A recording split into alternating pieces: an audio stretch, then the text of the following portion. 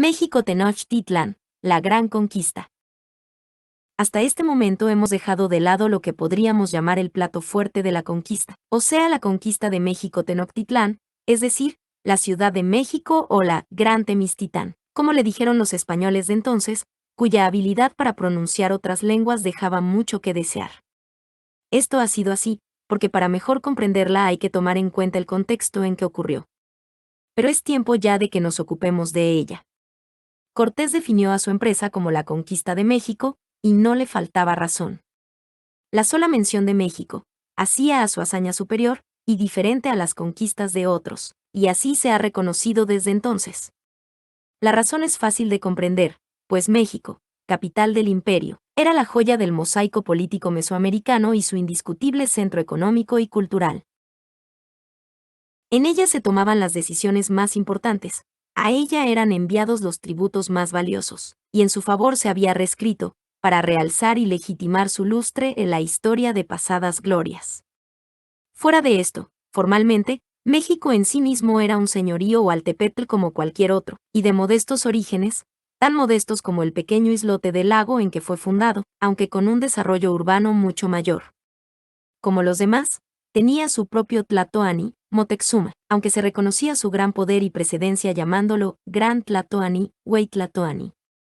Igualmente eran señoríos individuales sus dos grandes, aunque a la vez secundarios, aliados o socios en el manejo del imperio, Texcoco y Tlacopan. A este arreglo se le conoce como la Triple Alianza. En rigor, una cosa fue la conquista del imperio y otra la conquista de esos tres prominentes señoríos en sí mismos. Esta es una distinción importante y que conviene tener siempre presente. La primera fue un proceso gradual, que avanzó conforme los españoles lograban alianzas o ganaban guerras con señoríos individuales, dentro de las fronteras del imperio, en la forma que ya quedó expuesta.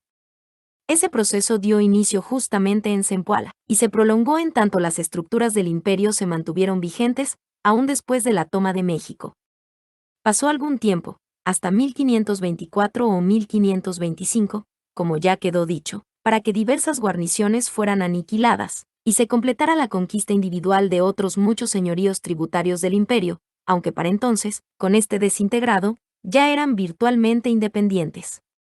La conquista de México en particular, así como las de Texcoco y Tlacopan, se lograron en lo esencial como las de cualesquiera otros señoríos, de manera individual y diferente en cada caso. Ya mencionamos que en Texcoco uno de los linajes contendientes se alió con los españoles. La resistencia de México, en cambio, llegó a ser tan firme y heroica que adquirió las dimensiones de una de las grandes epopeyas de la historia. Pero cuidémonos de entender que frente a ella fueron secundarias las alianzas con incontables señoríos, y las muchas victorias militares que los españoles alcanzaron en distintas regiones, o que la violencia vivida en otras partes fue menor, o la resistencia, donde la hubo, más blanda. Lo que ocurre es que la historia, como apuntamos ya, ha privilegiado el relato de lo ocurrido en la Ciudad de México y relegado lo demás a un segundo nivel. Ciertamente, la conquista de México fue una acción de gran significado estratégico y simbólico, que proporcionó una base inigualable sobre la cual fundar Nueva España como sucesora del imperio de Moctezuma, pero por sí sola no explica las consecuencias tan amplias de la acción de los españoles, ni el funcionamiento del sistema colonial. La perspectiva del tiempo nos hace ver qué tan importante fue la gran conquista como los otros centenares de conquistas. Hechas estas consideraciones debemos regresar atrás en el tiempo, de nuevo al año de 1519, y seguir el hilo central de la empresa de Cortés. De cara a México, y en particular frente a Moctezuma, el conquistador se colocó en posición de dominio en un tiempo sorprendentemente corto. Las crónicas han resaltado el hecho de que fue identificado con el dios Quetzalcóatl, y que esta y otras circunstancias ideológicas o simbólicas le abrieron las puertas hacia el interior del país. Indudablemente que eso le ayudó, pero también la forma en que condujo cada pormenor de su empresa, tanto en el terreno de las armas como en el de la política. Con la alianza de los señoríos tlaxcaltecas, logró el objetivo de reforzar su poderío militar de manera masiva y permanente.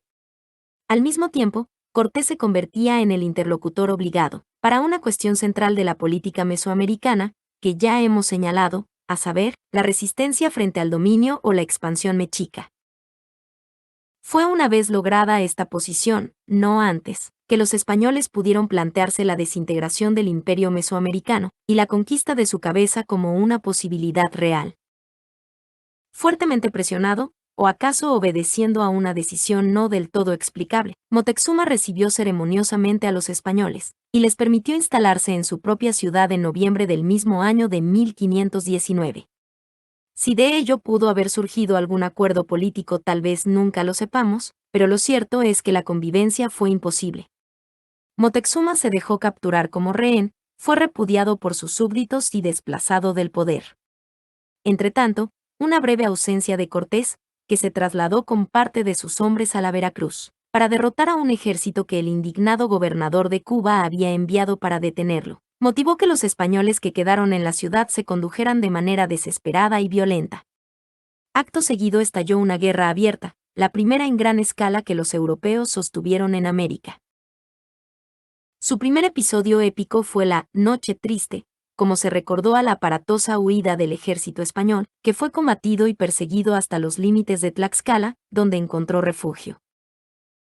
De julio de 1520 a agosto de 1521, la Guerra de la Conquista de México consistió básicamente en el sitio de la ciudad hasta que, materialmente destruida, se rindió por hambre y enfermedades, especialmente la viruela, llevada por los conquistadores.